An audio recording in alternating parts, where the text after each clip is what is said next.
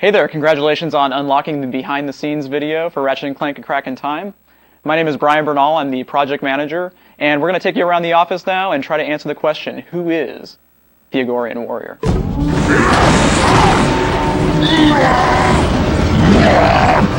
When we first set out to create all the different factions in RCF2, we decided that we wanted it to be, in a lot of ways, almost like a version of high school. You have the Arachnoids, who are kind of the geeky IT guys that kind of sit off in their own little table in the cafeteria.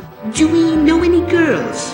Who needs girls when you have pizza and a VG9800 game system? And then you've got the cool guys, the Agorians, who are like the jocks who are always angry and bumping each other's chests and just, downing energy bars. They've been around for 3,000 years, as other races have recorded them to be known, and they haven't evolved at all. All they do is fight. That's all they've ever done. I think the best description I heard of that was, they're honorable, they have a sense of honor and a code, but they just keep rewriting it. You will pay for your incompetence with your lives. We realize that every time you wish death upon us, it is because you care.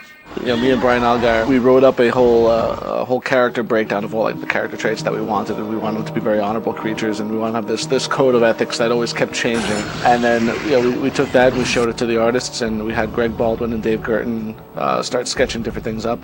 They came back at us with some really funny stuff, and that's when it got sent over to the animator. So we tried to give it enough of an outline where everyone had a large canvas to work from, but we still wanted to leave a lot of room for people to put their own stamp on it.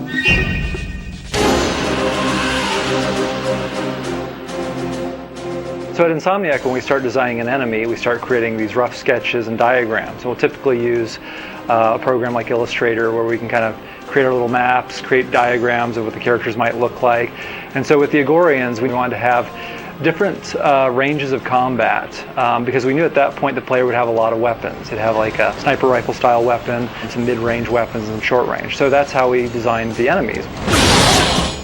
Here we got in the front, we've got these more mid-range bombers. We've got the melee guys that are going to run up close into battle. And then of course we've got the guys that ride the beasts in the background. And these were, obviously the generals. They were the leaders of the group that the players had to hunt down.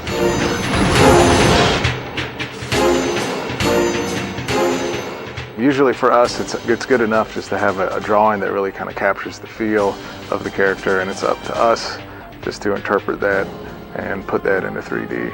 For this model, we had about maybe a week and a half to really get the high res down before we started going for the actual game asset.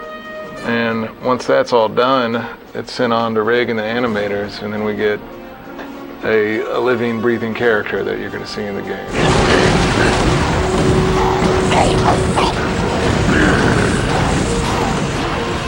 My process is I go out, I shoot some reference, do some sketches based on observing, around me, just kind of taking in what I see from, other people and that kind of thing. Try to get an idea for the kind of character I want.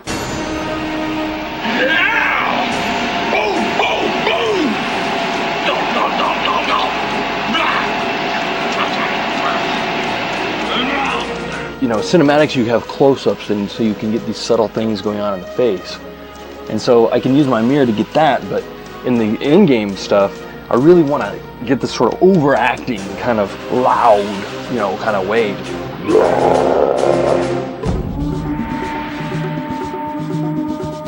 Here at Insomniac, it's painfully obvious that everyone puts a little bit of themselves into every character that they work on. Initially, they wanted to animate specifically to growl sound effects. So I growled and yelled and made myself hoarse one day, yelling in my office. Of course, I drew on my experiences in high school because I was the varsity football player. I think it's obvious. There's been talk that this Agorian warrior resembles me a little bit, but I don't see it at all. I couldn't even keep a straight face through that one. I definitely wasn't the IT guy. I don't draw inspiration from people at the office necessarily.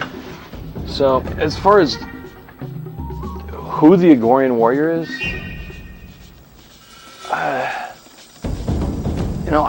I couldn't really say. I don't know. Roar!